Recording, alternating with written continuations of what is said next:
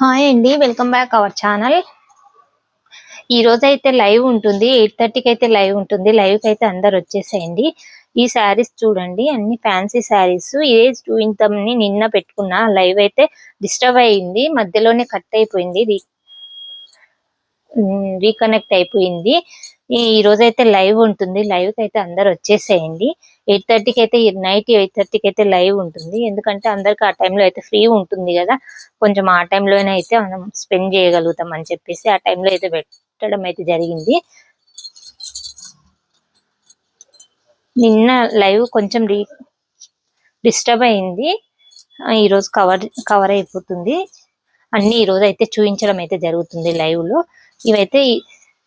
ఇవి శారీస్ చూడండి, ఇవన్నీ ఫ్యాన్సీ శారీస్.